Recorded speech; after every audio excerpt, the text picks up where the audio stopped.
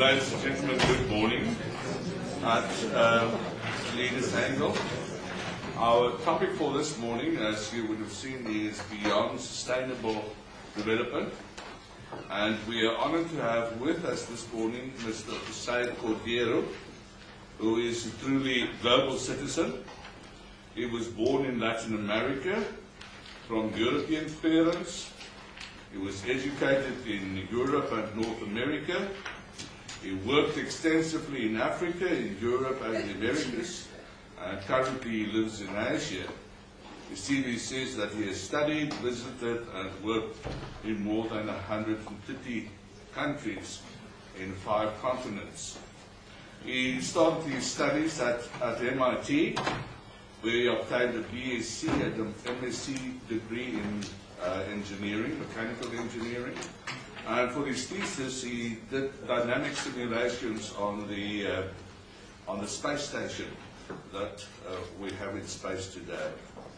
He worked for the United Nations, for UNIDO in Austria, and he later studied international economics and politics at Georgetown University, did an MBA at INSEAD, and he has worked for the French company Schlumberger, who was in petroleum exploration, and he was an advisor to many oil companies. Later on, he acted as a consultant, where he worked for the international consultancy Booz Allen & Hamilton.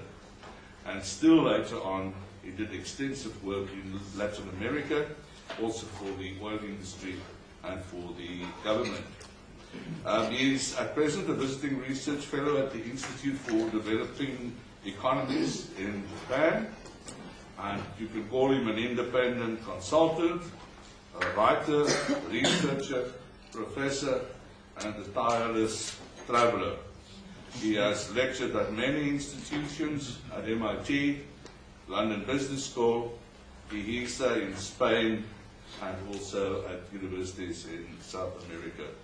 And he was responsible, and I found this particularly interesting, for the first formal course in future studies in Venezuela. So very welcome to you, and we look forward to what you have to say.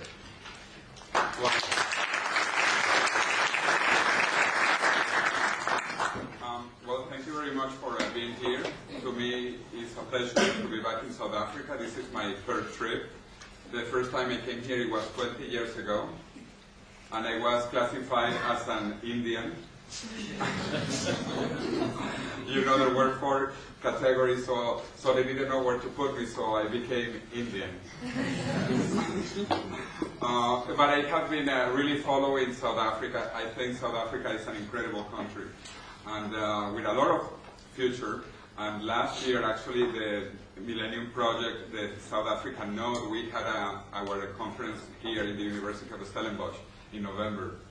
So we had experts from all over the world looking about the future of humanity and the future of Africa, the future of South Africa. I have been also in the past 3 days in the World Bank Development Economics Conference, and it has been truly fascinating because one report by the World Bank, which was just published, it's called the Growth Report. You can check it out, find it in the internet, and the world is moving into a new phase of planetary growth and a positive trend for the whole of humanity. So I think we are living into very, very good times, very positive times, and South Africa is a very important country for the world. We had an advisor to the Prime Minister of India yesterday, and he talked about all the agreements that India has signed with South Africa and with Brazil in terms of leading some of these efforts for higher growth in the Southern Hemisphere. In any event, let me talk a bit about the future. I work also with the Millennium Project, as it was said, representing Venezuela. And right now, I am in what I say a sabbatical year, because I'm from Venezuela, and you know we have a crazy guy called Chavez, who is a very good friend of Robert Mugabe. Yeah, actually, Chavez invited Robert Mugabe twice to Venezuela. Imagine what kind of company. In any event, I am on an extended program in Japan because I think Asia is truly fascinating. also. The future of the world is being written in Asia now. I think Europe is a bit stagnant if you look at world trends. The USA is moving ahead relatively medium speed, but Asia is flying. Asia is really flying. It's moving very, very fast. 2 weeks ago we had in Tokyo the 4th African-Japanese conference. And the government of Japan is actually very interested in contributing to the acceleration of growth in Africa, again centering on South Africa. So you live within Africa in the most interesting and fastest developing economy in the region. Anyway, every year in the Millennium Project we publish the State of the Future. Usually we concentrate on a special topic every year. In 2007, it was about education. How education is going to be in the year 2030. So I think Tanya and other members of the Millennium Project have copies, probably also the university. In the year 2006, we coordinated a study about energy scenarios for the year 2020. So this is really fascinating work. If you're interested in that, you can read some of the summaries if you go to our webpage in the internet. As I said, I come from Venezuela. Venezuela, it's a little country in the north in South America, and it means Piccola Venezia. Venezuela means Piccola Venezia, and we are famous for also beautiful nature, the highest waterfall on earth, and also beautiful women. Venezuela has the highest number of Miss Worlds and Miss Universes. We have had 5 Miss Universes. And not only on per capita terms, this is a big number. I actually worked with her. She was the mayor. After being Miss Universe, she became the mayor of Caracas. And she ran to be president. And it was her energy advisor. Unfortunately, instead of the beauty winning, it was the beast, Chavez, who won. But now with globalization, you know, we can access all the world knowledge and all the experiences, and we have to look at the 2 sides of the coin. This is very important, as the Chinese say, the yin and the yang. And every yin-yang has even more yin-yang and more yin-yang, so there are many, many considerations.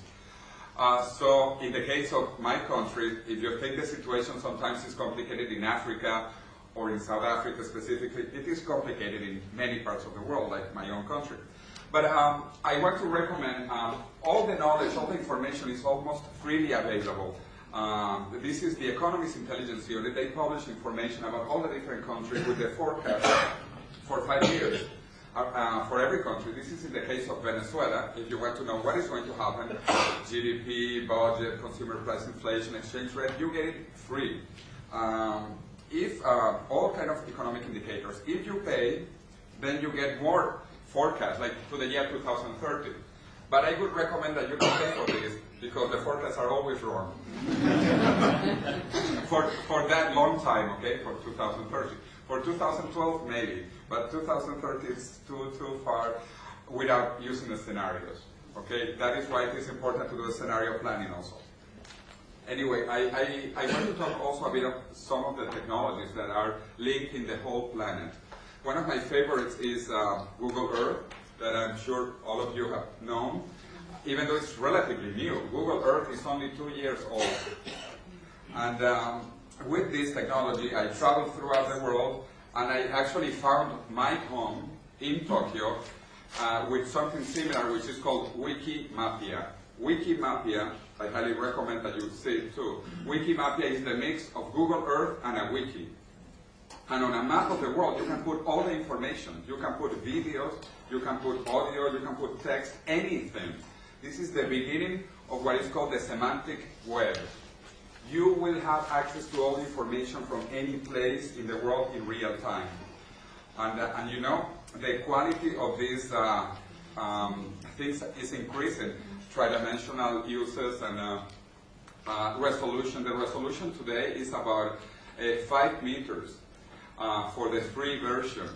But in the paid version, you can get resolutions of up to 1 meter. So I always tell my friends that in the future you will not be able to hide. You know? Wikipedia is another incredible thing, which is only 6.5 years old. It's really new. And now, I was checking this morning before coming here, now the English version has 2,400,000 articles. This is from 3 weeks ago, actually, and there were only 2,182,000. Now it's 2,400,000. This is a very important number because the largest written encyclopedia in the world is the British Encyclopedia, and it only has 120,000 articles. So Wikipedia is 20 times larger than the British Encyclopedia, and it is growing and growing in all languages continuously, and it is an example of the new economy of open systems, free software, of collaboration, collective intelligence. The articles in Wikipedia are almost as good as the articles on British Encyclopedia. In fact, they did a blind test. The scientific magazine Nature did a blind test asking scientists to compare some of the articles of British Encyclopedia and Wikipedia, and the correlation was 83%. So it is almost as good, with the difference that Wikipedia is always continuously updated by anyone, all the time. So this is really a new idea of what is coming in the future, collective intelligence. And you can find this in all languages, in Japanese, for those who are interested in learning Japanese, Korean. Wikipedia is only the tip of the iceberg of what is coming.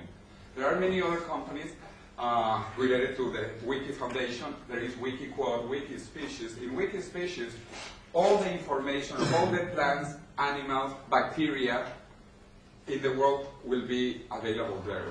We will be able to create new species. All the genetic information will be available here. We'll have we have Wikinows, Wikibooks, Wikiversity, Wiktionary.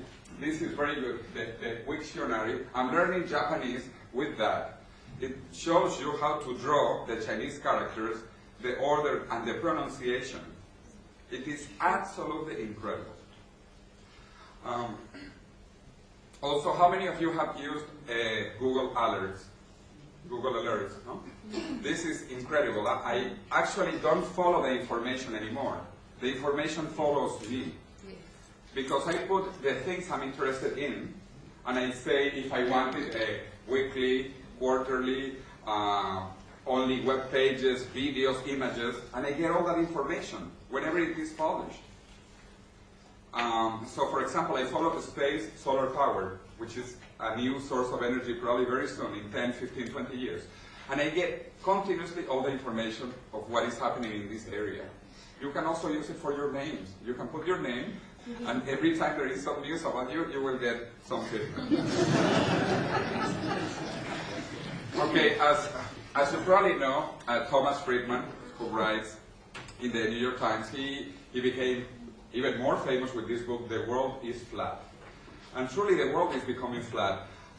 This is a map of 2,000 years ago by Ptolemaios, who was a great Egyptian scientist 2,000 years ago. He was the first person who drew the old world, being Africa, Europe, and Asia. That map actually was used for 1.5 millennium. It is the map we have used for the longest. The world changed, obviously, with the discovery of the Americas in 1492. And this map is from the year 1508 by a German cartographer called Waldseemüller. Waldseemüller was the first person who drew the Americas in a map.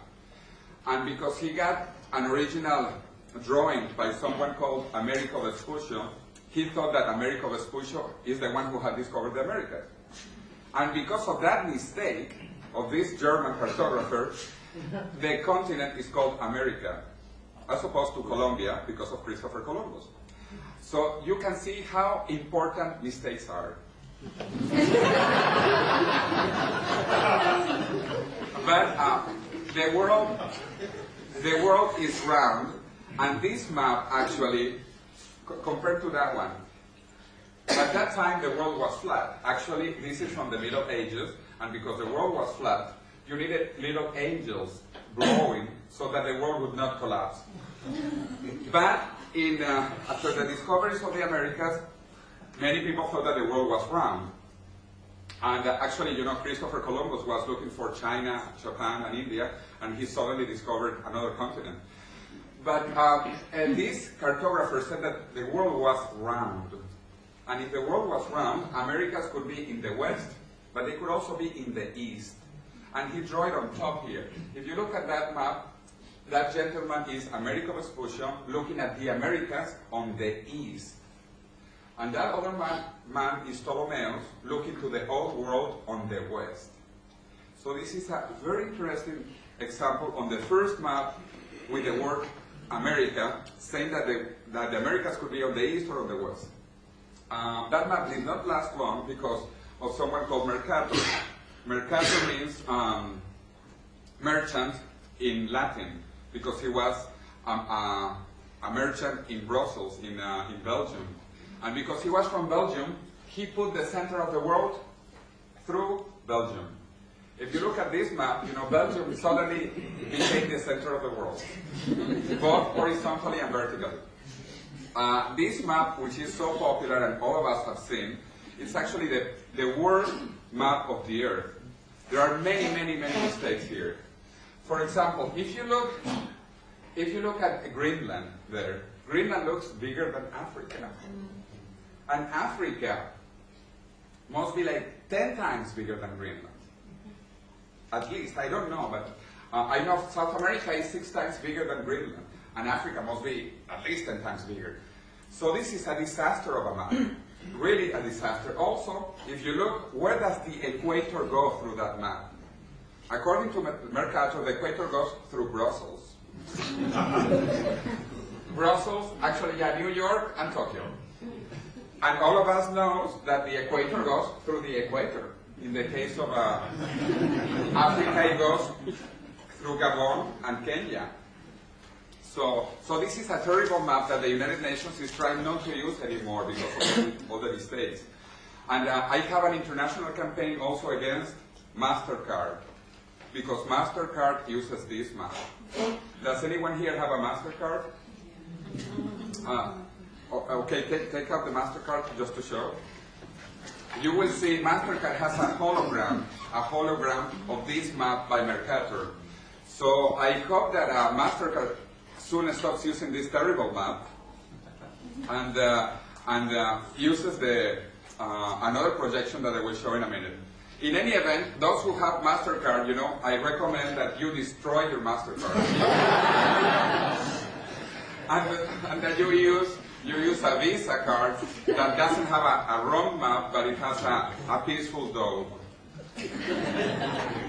Okay, another German cartographer about 30 years ago designed this map, which is called the Peters projection. His name was Arno Peters from Germany. And in this map, you will see actually that the equator is in the equator. And that the relative sizes are correct. Here you see that Africa is big and in the center, and it's like, as I said, 10 times bigger than Greenland. So this is the map that slowly, you know, the United Nations is trying to push. But it takes time, because we have used 500 years this mistake. So it is hard to change from one mistake to something better. Like the name of the continent, America, cannot be changed now. I mean, it would be very difficult to change it. But anyway, the map is probably easier, but on this century, the 21st century, actually it will be centered on the Pacific. For many reasons, like, you know, China. China, does anyone know what China means in Chinese? Have you heard? China in Chinese means the Middle Kingdom. The name of China means the country of the center of the world. That's how the Chinese call themselves. And you know what Japan means? Japan is the empire of the rising sun. This is what really Japan means. If you look at the two Chinese characters, one is sun and the other one is the origin of the sun. If you look at China, I can draw that for you later if you're interested. China has two characters. One is the center and the other one is the kingdom of the center. Well, and the Chinese look at the world this way. And you know, there are many, many, many Chinese. 1 out of every 5 inhabitants of the world is Chinese. So I tell my friends that when one has children, one should normally not have more than 4 children. You know why? Because the 5th child will be Chinese.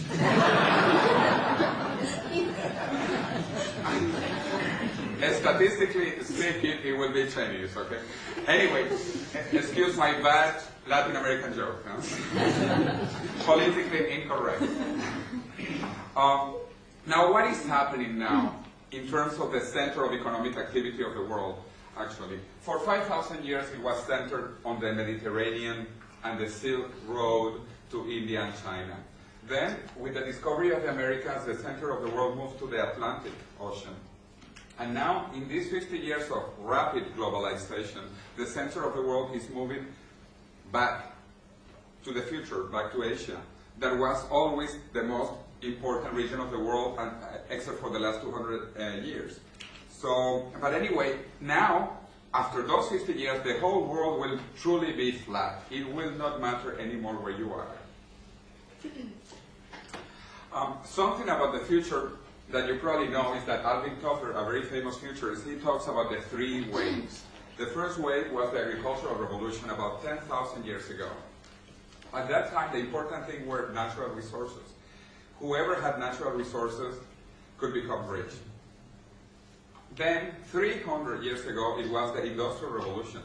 And we went from natural resources to financial resources. Whoever had money, could become wealthy. And the economic system that appeared was capitalism, and its counterpart, communism, also based on capital. That's Capital of Karl Marx.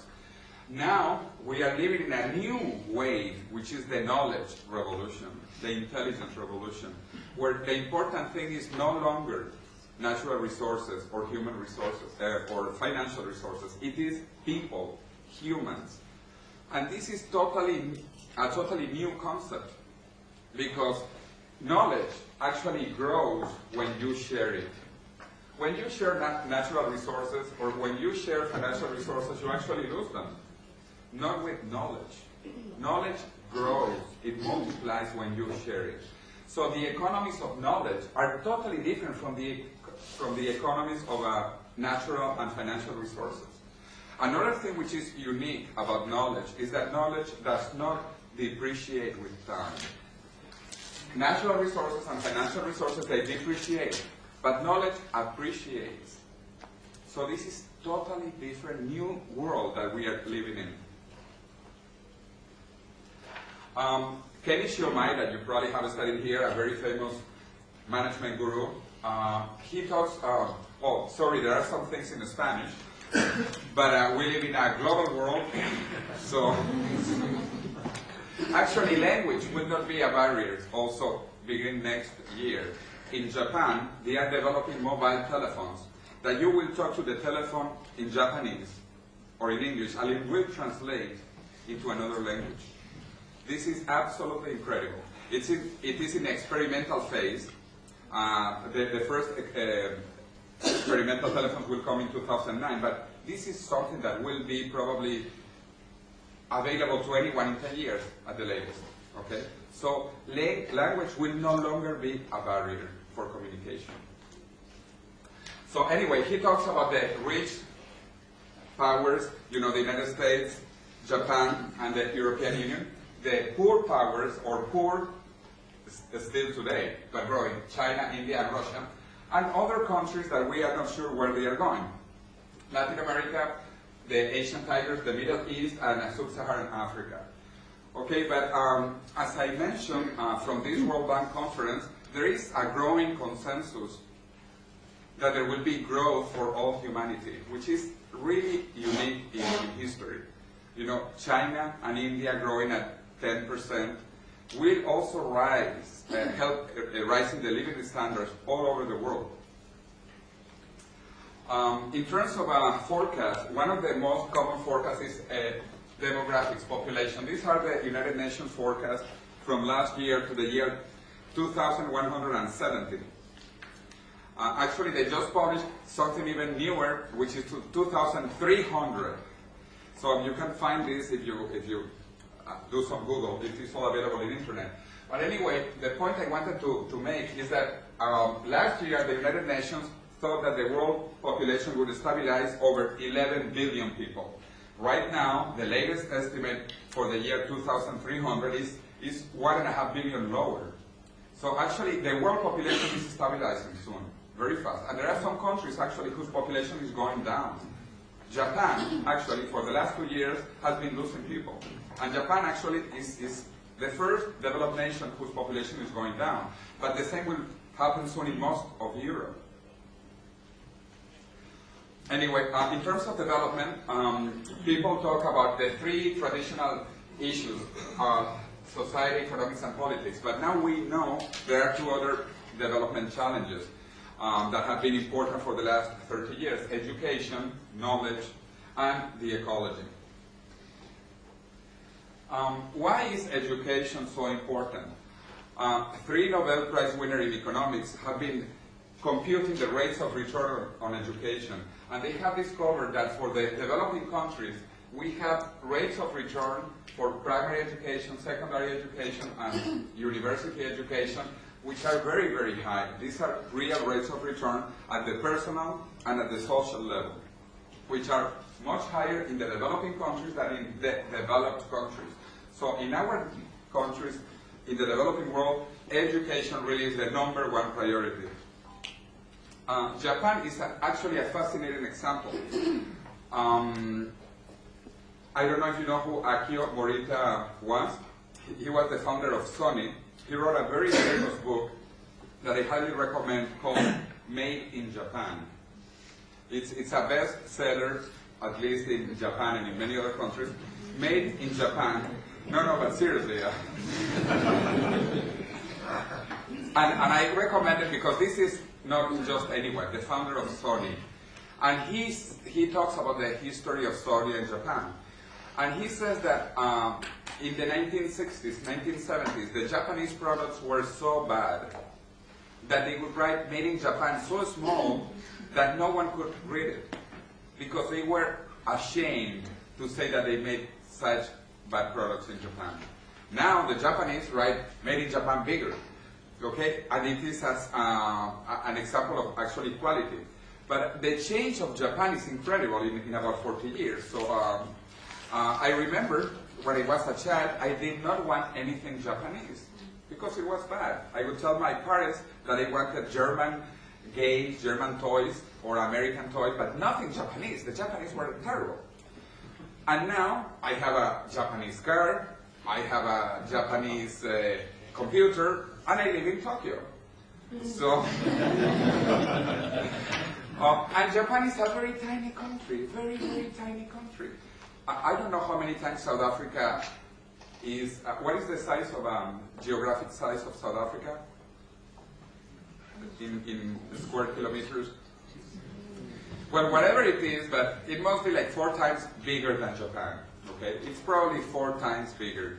However, do you know how many people there are in Japan? 3 times more people than in South Africa. So imagine a very small country with 3 times the population of South Africa. And Japan has no resources, no natural resources. Japan only has human resources, knowledge. And this is an example of the future. What is valuable today is not natural resources, but brain power. And everybody has a brain. Or I hope so. So this is very important. Now, knowledge is the new wealth of nations. In terms of development, there are many studies comparing and showing the reasons why some countries grow. And the index of economic freedom is a very good indicator. Actually, as you see in Africa, really South Africa, followed by Botswana and Madagascar, actually are the freest countries in the continent. And then you have really bad countries like Zimbabwe, who is a friend of Chavez in Venezuela, so they are both red.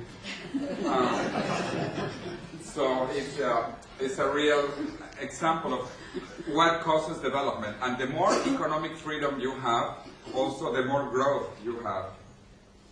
There is beautiful correlation, if you like the statistics, a very high correlation of about 90%. And I repeat, the freer you are, the wealthier you are also, your income, the higher the income. And the more repressed you are, then the poorer you are. There are all kind of comparisons that you can see. I continuously read the Economist Intelligence Unit reports that I repeat, they have a lot of also free information. So this is an interesting comparison between communist and free market economies. It is in Spanish, but I hope you can understand. This is between the years 1950 and 1990, which was the climax, the best time of communism, between 1950 and 1990. So we have the two Germanys on top, East Germany and West Germany. And you can see that after 40 years of communism, East Germany, which was the communist one, was much poorer than the capitalist half of West Germany. The same between Austria and Hungary, which are not brothers, but they are cousins of the Habsburg Empire until World War I. And you can see Austria went for a free market system, but Hungary was imposed a communist system by the Soviet Union, and it became poorer. China and Taiwan, also a fascinating case. Taiwan opened to free markets, and by 1990, the income of a Taiwanese was 20 times higher than the income of a communist Chinese. But at that time, luckily for China, China began to open up. And Deng Xiaoping, he said it doesn't matter if the cat is black or if the cat is white, as long as it catches mice. So now the Chinese, and if you go to China, China is a complete neoliberal country. Huh? It's incredible in economic terms. It's really a free market economy. Another fascinating case is Korea, South and North Korea. South Korea, well, Korea was very poor in the 1950s. Korea was actually poorer than most African countries in the 1950s. Imagine, it was really, really poor. The same standard of living as many poor countries in Africa. And now, South Korea actually has an income per capita today of close to $25,000. But this is per capita per year income. But this is only South Korea, because North Korea is still a poor country. And they are the same Koreans, with the same religion, with the same culture, with the same weather, with the same food. Both of them eat dogs. But we have rich South Koreans and we have poor South Koreans. So the big difference is the economic system and political. Also Tanzania and Kenya. Tanzania and Kenya, that I have also visited, it's a very interesting case. Huh? Tanzania, before the independence, was wealthier than Kenya, but Kenya followed more of a free market policy, while Tanzania, because of Julius Nyerere, followed a socialist system. Now it is changing, but anyway. And another fascinating case is Cuba and Puerto Rico, which are parallel islands, one next to the other. But Cuba actually was richer than Puerto Rico in 1950, 20% richer. But then Cuba became communist. And now Puerto Rico is much, much richer than Cuba. Anyway, those are examples from many other places. I'm going to leave this presentation in case you're interested, because I repeat, I believe that we have to share knowledge. And if this is any good, then you can copy whatever you want. Anyway, so in terms of economic systems, we have the socialist system versus the market system, and anywhere in the world, in Africa, in Asia, in Europe, in North America, we have that the wealthier, the freer you are, the wealthier you are. So, in 1993, the World Bank published a very famous study called the East Asian Miracle. Because Japan, this study was paid by Japan, since the World Bank mentality was the Western European view or the North American view. And the Japanese said that they developed in a very different way. And that they did not follow the Western model. They followed a different Eastern model. And they wanted to show to the world that there is another way also. And that actually you don't have to take the other way, you can select what works on one side and on the other side. But anyway, this was a very fascinating study, and I highly recommend if you can get a copy of that book, The East Asian Miracle, because it shows how actually one can grow faster, much, much faster than we are doing now. Also, politics and economics are combined. This is the stock market in Lima, Peru, in 1992. I actually was working in Peru at the time. And by the way, the president of Peru at the time was Japanese, Fujimori. I don't know if you know. It's very funny. There are many, many Japanese in Latin America. Latin America has like 3 million Japanese immigrants that came, 50, 100 years ago. Now they are all going back to Japan. But, so this is also interesting from a historical point of view. Japan, China, Korea were very poor 100 years ago. And now they are very wealthy. And so all the Japanese, all the Chinese are going back to those countries.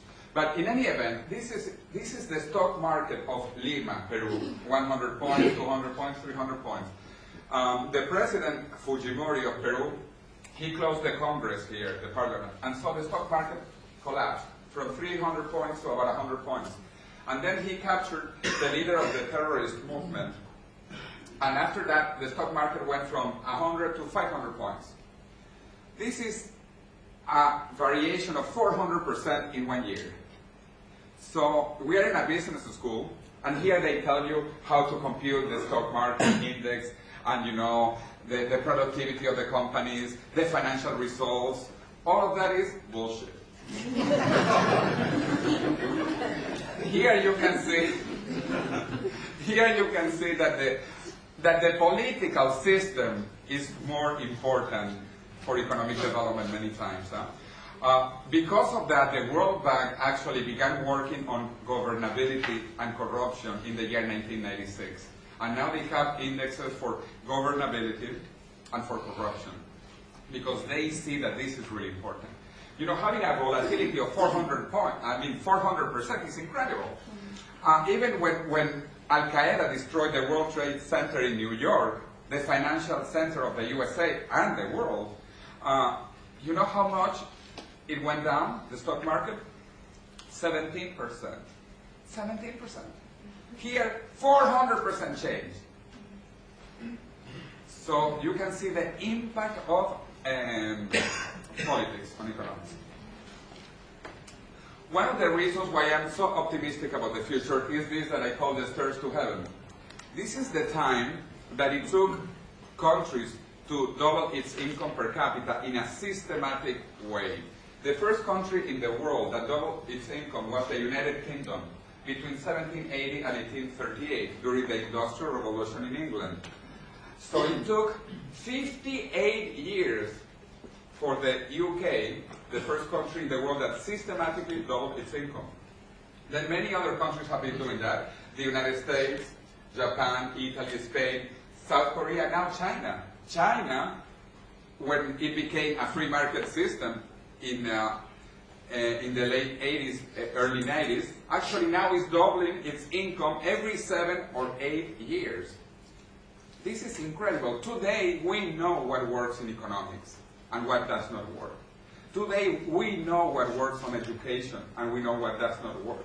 We don't have to reinvent the wheel. We have examples throughout the planet of things that work and things that do not work. And now, again, there is this acceleration trend in development. And the example that Asia is giving to the world of rapid development, we don't need 2 centuries to develop. We can do it in 20 years if the proper policies are followed. And actually, I'm very happy that I met the Minister Trevor Manuel, because he participated on this report that I highly recommend that you read, the Growth Report, and you can download free completely from the World Bank webpage, because there are wonderful opportunities, absolutely wonderful opportunities for the whole planet, and for Africa. And for Africa, South Africa is very, very important. Okay, but also we have challenges. We have big challenges, because not only the forces of good are globalized, also the forces of evil are globalized. And all the terrorists, they are all connected. So we have crazy people, and they are connected. We have Mugabe, who is connected to Chavez, who is connected to North Korea and to Iran, and crazy people. So, but globalization is real, and here you have an example of the Bush father and Bush siblings. You know that they come from the oil industry, so we shall not exonerate Saddam Hussein for his actions. We will mobilize to meet his threat to the vital interest in the Persian Gulf until an amicable solution is reached. Our best strategy is to be prepared. Failing that, we are coming to kick your ass.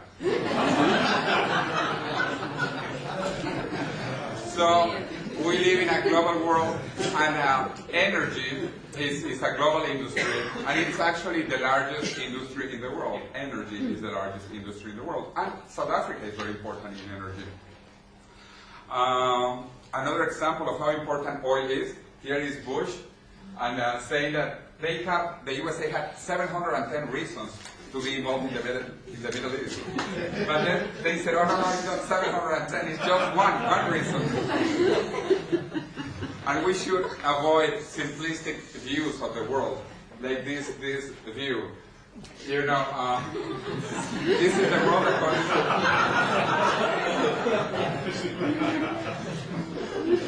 This is also very interesting because he thinks that this is the big island of Hawaii.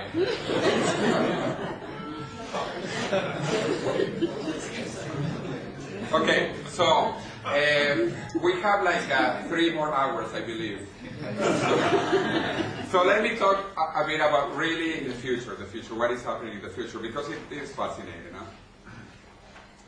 Huh? There is a very famous cartoon in Latin America called Mafalda. And she's asked, what is the future? And she says, the future is no longer what it used to be. Many people say this, but this is the Latin American version. Okay, there are 4 ways to look at the future. There is the passive way of the ostrich. You don't want to see the future, you hide your head. Then the reactive attitude, like the firefighter that responds to the change. Then there is the reactive, like an insurer that prepares for the changes. But the good one is to be proactive, to create the future you want.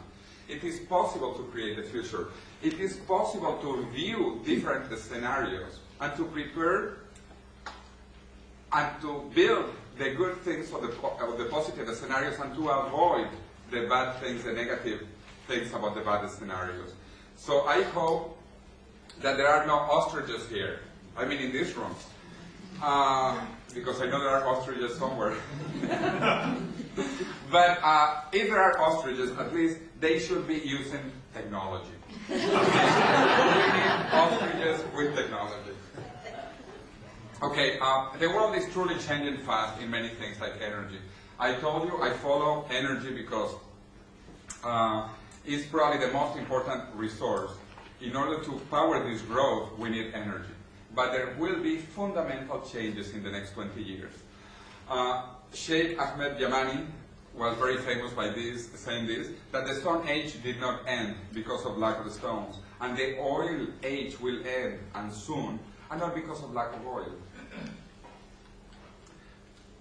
Craig Venter, who is the scientist who deciphered the human genome in 2000, and he was the Man of the Year of Time magazine. I had the privilege of meeting him 3 years ago in 2005 in Brazil, and Craig Venter is working now on bacteria that will create gasoline. And actually, this is very simple. If you remember some of your biology in high school, this is very simple. This is called photosynthesis. Photosynthesis is one molecule of carbon dioxide plus one of water. Then you go to the beach, you get some sunshine, and then you produce carbohydrates plus oxygen plus water. Any plant does it. It's very simple. And what he's doing is sophisticated bacteria that anyway also, look, they eat the bad gas. They eat the carbon dioxide, and they drink water, and they will excrete gasoline of 99 octanes. These are sophisticated bacteria, and he thinks he will have those bacteria in less than 10 years.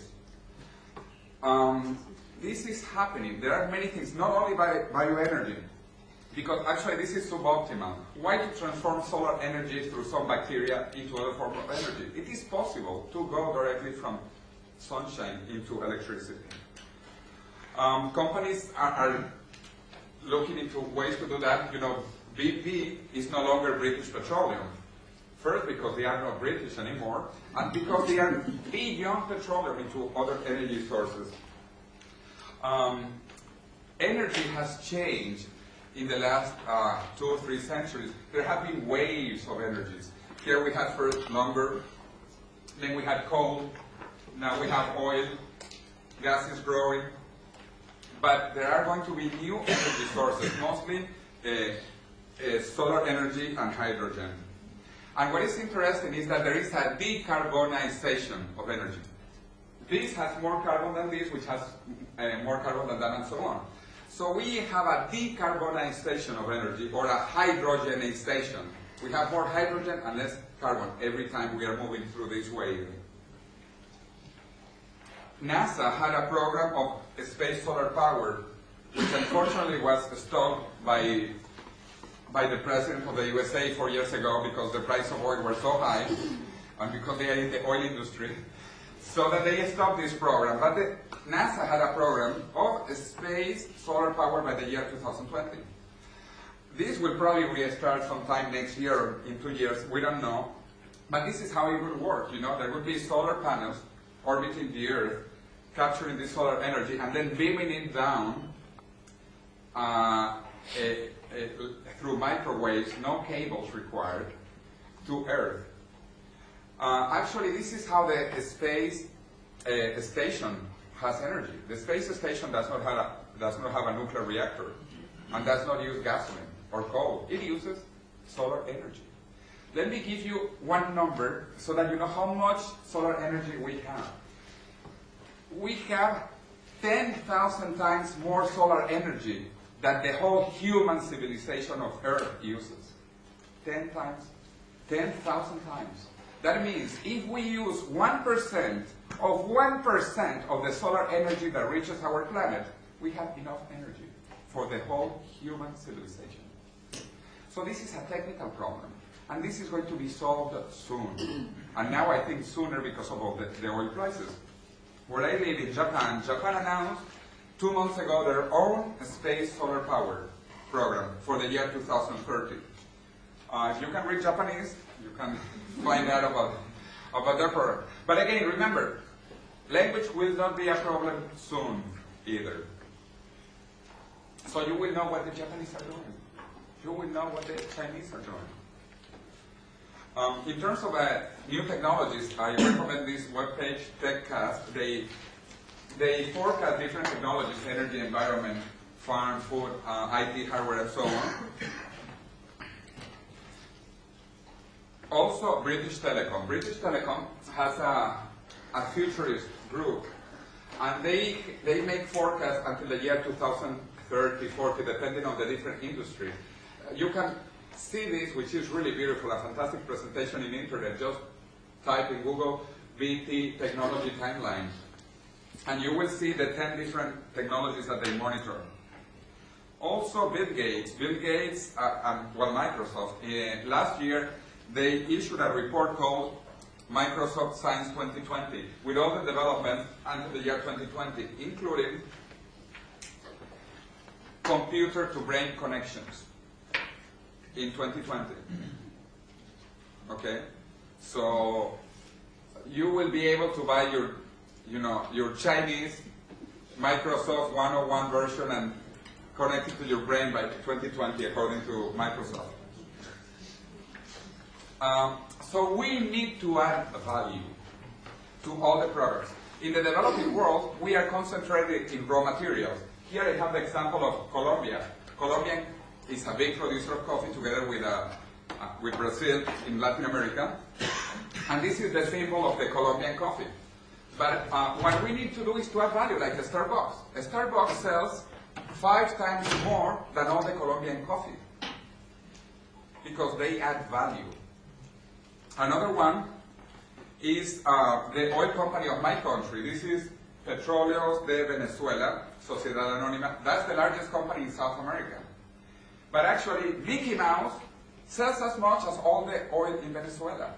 And it's an example of moving into manufacturing, innovation, creativity. I'll give you an example because I'm a real follower of Mickey Mouse. So, there is a Mickey Mouse. Mickey Mouse has 5 houses. 2 in the USA, in Florida and Los Angeles, Anaheim. Then 1 in Paris, 1 in Hong Kong, and 1 in Tokyo. Last week I was in Disney Tokyo. And this hat, how many dollars do you think this is? How many dollars is a Mickey Mouse hat? 15? 2? 5? Well, actually, it depends on the size of the ears. There are the small ears. This was about $10, okay, equivalent, $10. But the point is that all of this is made of oil. The plastic comes from oil. The paint comes from oil. This synthetic fiber comes from oil. Now a barrel of oil is how much? 100, whatever. Let's just say 100 because it's a round number, 100. But how many Mickey Mouse hats do you make out of a barrel of oil? Let's say 1,000. 1,000 hats, each one at $10. How much is that? $10 times 1,000? 10,000, huh? You are in business, right? So what is important? Is it the $100 of the raw material or the $10,000 of Mickey Mouse hats? We have to add value to anything, Actually, I was telling my friend Tanya, in Japan, there was a legal case recently about some chocolates which are very famous in Japan, which are called Ghana. And the government of Ghana sued the company for using the name Ghana. The funny thing is that the company won. Because in Japan, everybody knows the chocolate Ghana, but no one knows Ghana, the country. So this is truly a very interesting case. Huh? And the worst thing, even for Ghana, is that Ghana just sells the cocoa. The chocolate really is actually made in Japan, where the value added is. Okay, 3 years ago, I went to visit Sir Arthur C. Clarke, who unfortunately died 3 months ago. He was very famous. He's as a science fiction writer. He wrote Space Odyssey 2001. And 50 years ago, he wrote the 3 laws of the future. These are his 3 laws of the future. First law, when a distinguished scientist, a distinguished but elderly scientist states that something is possible, he's almost certainly right. When he states that something is impossible, he's very probably wrong. Second law, the only way of discovering the limits of the possible is to venture a little way past them into the impossible. Third law, any sufficiently advanced technology is indistinguishable from magic. That is, if you see a technology that does not look like magic, it's because it is not advanced. 30 years ago, there were no personal computers. 20 years ago, there were no mobile telephones. 10 years ago, there was no Google. Google actually is only 9.5 years old. What will happen in the next 10 years? Some of the things that will happen is that we will stop the aging process. There are scientists working on this in Japan and in Taiwan to stop the aging process. I'll talk a bit more about that at the end if we have time. Okay, many of these technological forecasts are based sometimes on things like Moore's law. Moore was one of the founders of Intel, that makes the computer chips, and he saw that every 2 years the computer power doubles, and the price of the computer gets reduced by half. And in the 1990s, he discovered that he was wrong. It was not every 2 years, but every year and a half. It is becoming faster. Since I see that there are some people who might be a bit younger, I'll give you another example. These were the first computer memories. This is 30 years old. At that time, this was very important. The first electromagnetic computer memory. So don't laugh, this was very important. But if you want to see, the amount of memory you could fit here is 1024 bytes. At the time, people measured in bytes. Okay, 1024 bytes, that is 1K. The mechanical form was this, that you probably have seen also, the punch cards, IBM punch cards. This also has 1K. This has 10 rows by almost 100 columns. 10 by 100 is 1,000 bytes. 1K. So we moved from 1K to these ones. That's, this actually is much better because this lasted maybe for 2 months. This only lasted for 1 week. They were really called floppy disks. You can see why. But this one is smaller, stronger, and more durable, and they got up to 512K. Then we have this. How much memory could you fit here? 1.4 what? Unit? Mega. Yes. And now I have, well, the one I have in the computer, which is about this size, which has 16 gigas. You can buy 16 gigas today in Tokyo for $40. 16 gigas. So we have gone from 1K to 16 gigas in 30 years. What do you think will happen in the future?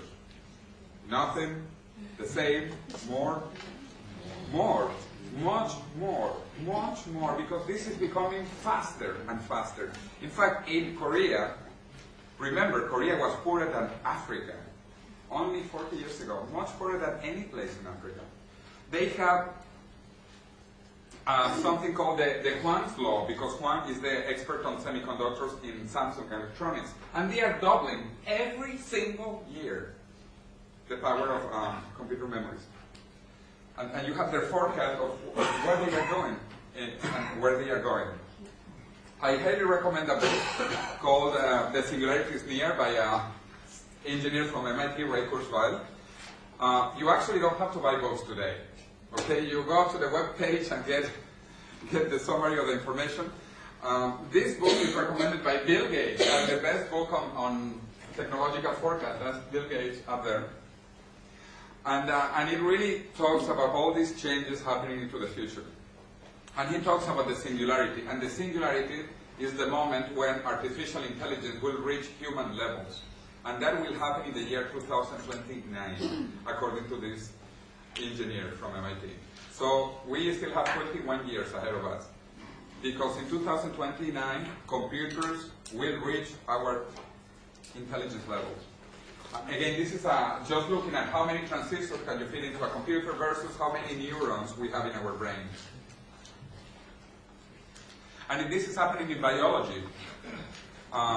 Actually, I forgot to tell you, Craig Venter, the scientist who deciphered the human genome, he, besides working on bacteria that will excrete gasoline, if you don't think that that is radical enough, he said that for the first human genome, it took 10 years to read it, 10 years.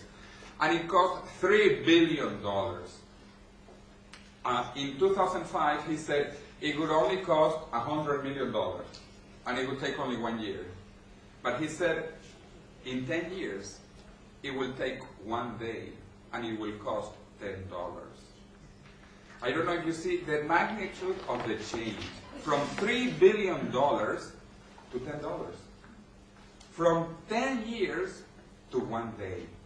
And this is happening in every field. In biology, in nanotechnology, in energy. The minute we learn how to use solar energy, we're going to have all the energy we want and more.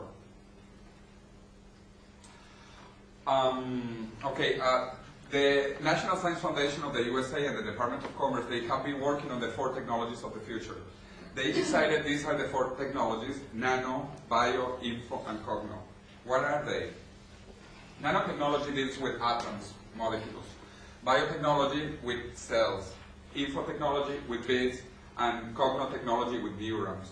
But at the end of the day, all of these are different forms of information. Everything is information. Information in a biological way, in a technological way, nanotechnological way, but everything at the end is information. And information follows these accelerating laws of knowledge. And everything is knowledge. We are learning how to write, or even better, the human genome. Also, Craig Venter said, I forgot to tell you before, he said that he spent 10 years reading the genome. Now he doesn't read anymore. What do you do after you learn how to read? You begin writing. So he's writing genomes. Okay, so there are many other wonderful things. Let me just take 2 minutes because I have too many things. But, okay, two things. Why this actually is going to keep on accelerating? Because of the laws of knowledge also. If you have a number of nodes connected, this is a linear function. But the number of connections actually is a squared function. And the creation of knowledge is exponential.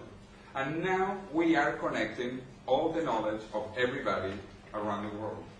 It doesn't matter in which language, it doesn't matter where. So, in Japan, if you want to come and visit me in Japan, they have a center where they are creating brains. The hope of the Japanese government is by the year 2018 to create artificial brains. And this is the government of Japan, huh? It's not the government of Zimbabwe. So, creating brains. Huh? So if any one of you doesn't have a brain, it does not matter. Huh? Just save some money and come to Tokyo in 2018. Actually, I do think it is a bit optimistic. It might be in the year 2025 or 2030, but it is coming. This is happening. We will have computers as powerful as we are. So many wonderful things are happening, and will continue happening. And so 3 more things. Science and technology can be used to improve humans. Humans, we have many defects, biological, chemical, physical, and so on. But we are not the end of evolution. Evolution continues. You are Africans, you should know the humans, we evolved in Africa. And from here we went throughout the world. But humans, we are still evolving. But it takes too long, biologically. Now with science and technology, we will continue evolving faster and faster. But we have to be careful. We don't want to finish like that. Okay, now, biologically, our name is Homo sapiens sapiens. This is very interesting biologically, because this means the human that knows that knows. We are the first species through evolution that is aware of itself. And this is not the end of evolution, it's the beginning of conscious evolution. We will continue evolving. Another thing, again, I talked about immortality. I couldn't go much deeper into this, but you can go to the webpage of a friend of mine in Cambridge University, M Prize, for the Mouse Prize. They are developing immortal mice. They are hoping in 10 to 15 years they will have immortal mice, mice that do no longer age. They will control the aging of mice. And if this goes according to plan, it will take maybe 5 to 10 more years to apply that to humans. So humans will no longer age. And this, if you remember, if you don't think this is magic, it's because then it is not advanced. It has to be, the things that scientists are working on this are absolutely incredible. In fact, I put 2 kinds of cells which are already immortal that we did not know were immortal. Reproductive cells do not age. Eggs and sperm do not age. The problem with the eggs of the women is that the woman ages and it wrinkles the eggs inside her. But if you take the eggs of the woman and you either freeze them or keep them in normal conditions, they do not age. The same with the sperm. The sperm does not age. This was not known until very recently. The other type of cells that does not age is cancer cells. Cancer cells are immortal. Cancer cells are a mutation that discovered how not to age. Cancer cells keep on reproducing and growing forever. And that is the problem with cancer. Because cancer keeps on growing, and it doesn't die, and the person dies. If you don't think this is incredible, you know, there are some cases of cancer. The first scientifically studied cases of cancer in the 1940s are still alive. The person died, but the cancer tumor is alive, and it does not die. The cells discovered how to stop aging. And now we will know how to do this for other cells. So that is to tell you, we are living through fascinating times. But remember, everything has its yin and yang. So we have to be careful about this, because there are bad people. There are people like Mugabe. There are people like Chavez, crazy guys. There were people like Hitler. So we have to do some meditation about the future, because there are also bad scenarios. There are bad scenarios. And I want to finish again with the Chinese.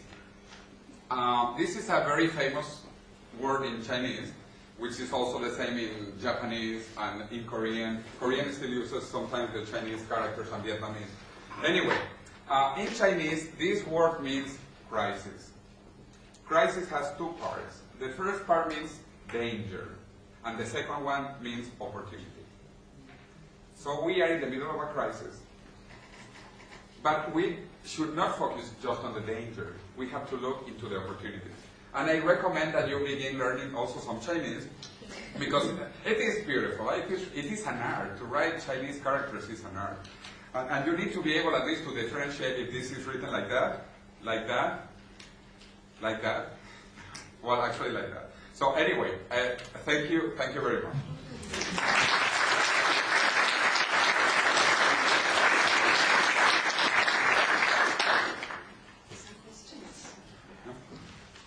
So yeah, if you have some questions, some comments, whatever, we have some time. 1, 2.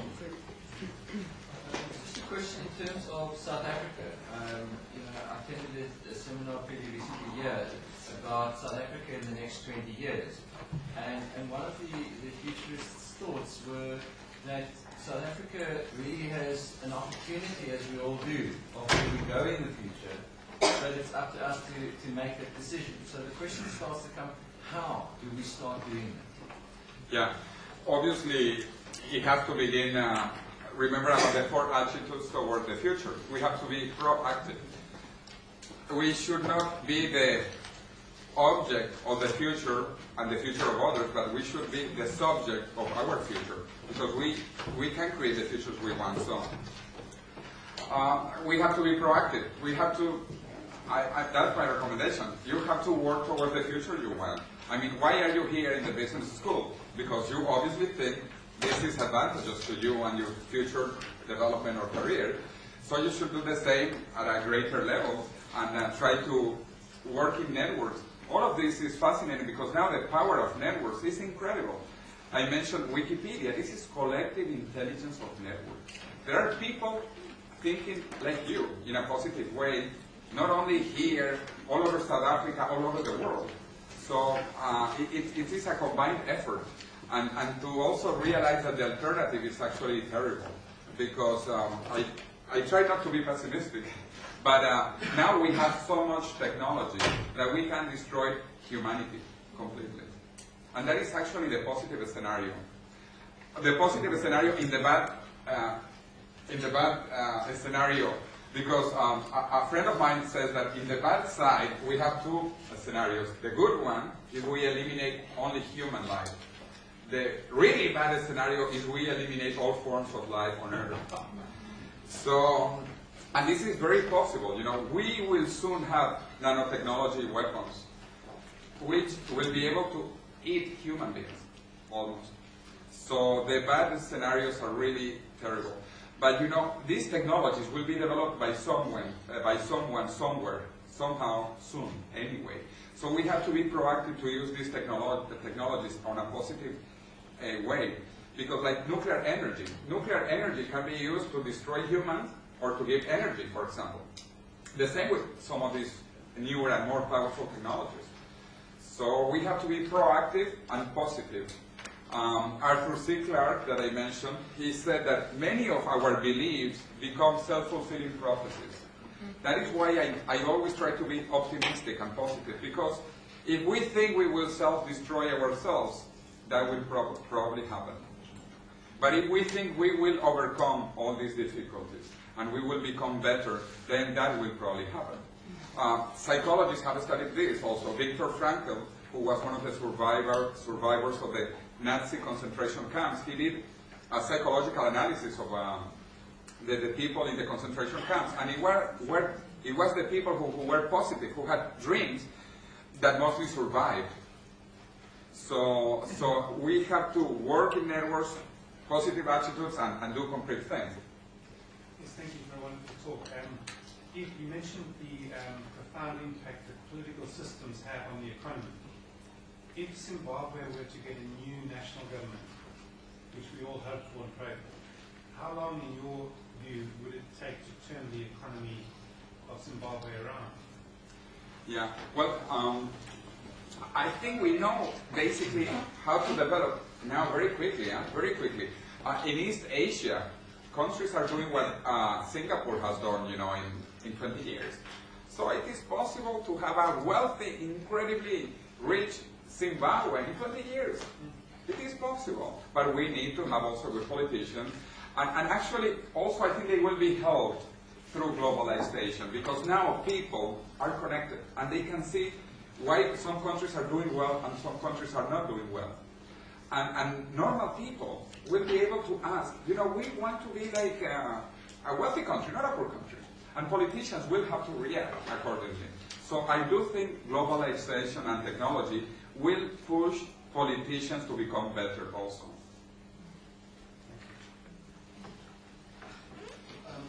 Your example on Peru, when you spoke on the political as well as the economical, just bring it back to the context of South Africa. Currently with some of the studies I'm involved with, I find that I have to agree with you. It's not in the policy that we're failing, but it's actually in the implementation, and the implementation part of it is the softer issues. So that's where we as a country currently, the challenge is not, as you said, the economics, the hardware, but it's actually the soft side of the implementation. So that's basically where if we don't take ourselves up on the implementation, we as a country will fail. Yeah, true. But again, I think now these world comparisons will force politicians and also will enable normal people to ask for a better future, because they will know it is possible. As I said, there will be no longer excuses to be poor. Because, and especially for South Africa is a country that has everything, The potentiality of South Africa is incredible. And there will be no excuses, because we know what works. And not only on the political side, economic side, on education, on the environment, we are able also to spread this knowledge across the world very fast. So something that is successful in, I don't know, whatever, in India could be applied here, and vice versa. Many things will come out of South Africa. All of you have brains, and people are wonderful. Every brain is a universe. Each one of us, each one of you have incredible ideas. Maybe you will have a fantastic idea of how to make the South African government or the Zimbabwean government change. Really, this is the new wealth of nations, our brains, our ideas. And people are incredibly creative, imaginative. There is so much innovation in each one of you. So think about that, and maybe tomorrow you will have the answer.